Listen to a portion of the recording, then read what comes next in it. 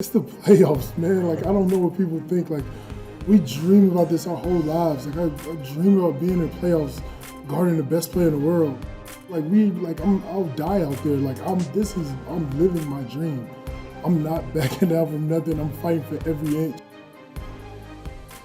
PJ, last time we talked to you, there was an anticipation of this series.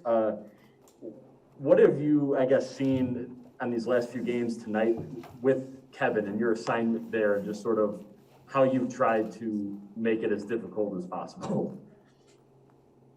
Like, how have you felt that it's gone, in general, these games?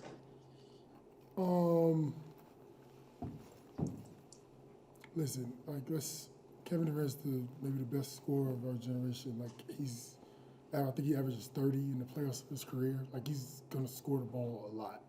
Everybody knows that. I don't know why people act like it's a surprise.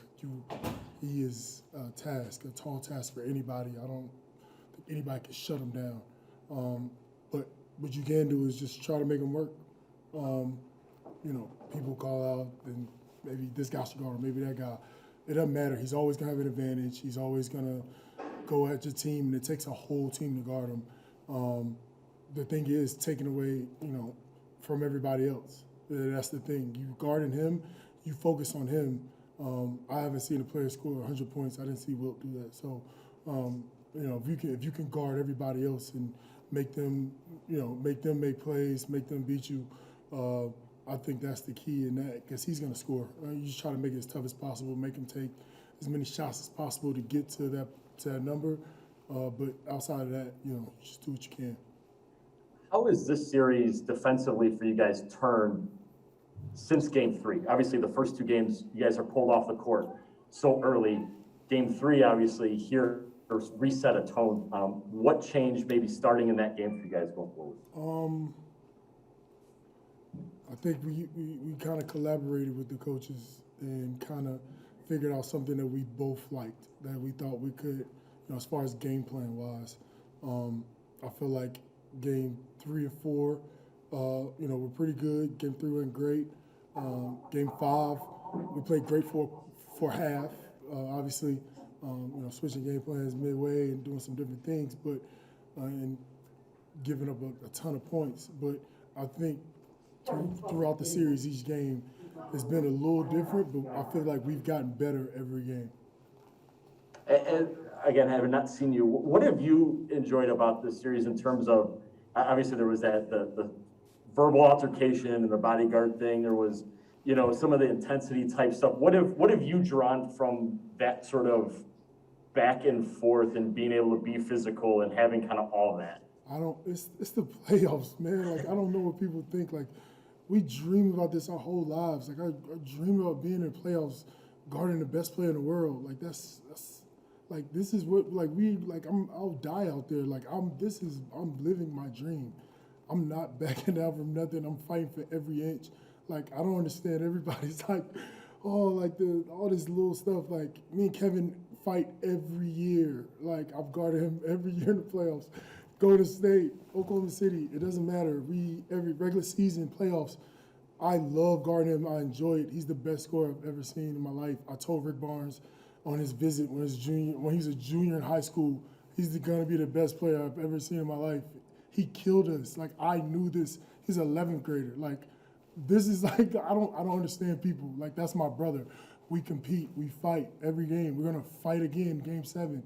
That is a part of it. So it's all the other stuff is just stuff. Eric, name? PJ, speaking of that, I'm trying to think. So against Durant, I'm not gonna call it failure, but he's gonna score, right? So how do you deal with that, right? It's that idea. Well, you just said it. He's gonna score. So how you gonna deal with this? There's nothing you can do. You can fight him as much as you want. He's gonna hit some crazy shots. He's gonna score a lot of them. It's gonna happen so much. I got to switch it up. I got to give them different looks. I can't guard them the same every time. I pick them up full court sometimes. Sometimes I fight over. Sometimes I try to get under. Sometimes I try to do everything I can to try to get any type of advantage to make him not score, but he's gonna do it. So I don't get frustrated. It's gonna happen. You gotta go next play, next play. What we can't do is get frustrated with him scoring. Now people start trying to help, and now everybody else starts scoring, and that's when it gets ugly. And that's when game 1 and game 2 happens. So my job is to keep him in front, fight him as much as I can, and make sure that nobody else has to help, so they can stay home on their man. That's my job. So for you, like the most frustrating part of the series would have been like game 5 when he has those 5 assists, right? Like in the third quarter. Exactly.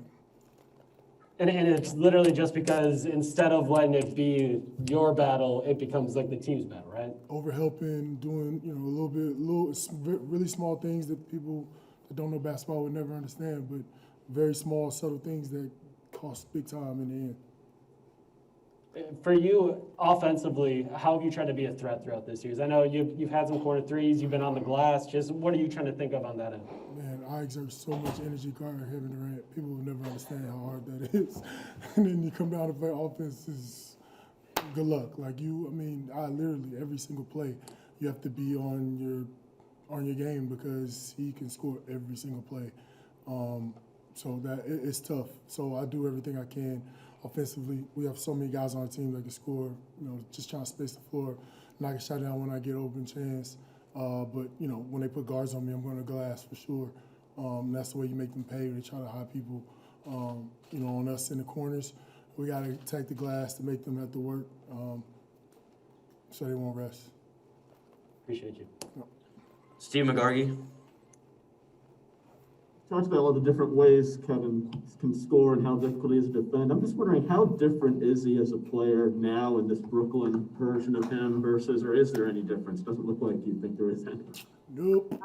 Same Kevin Durant.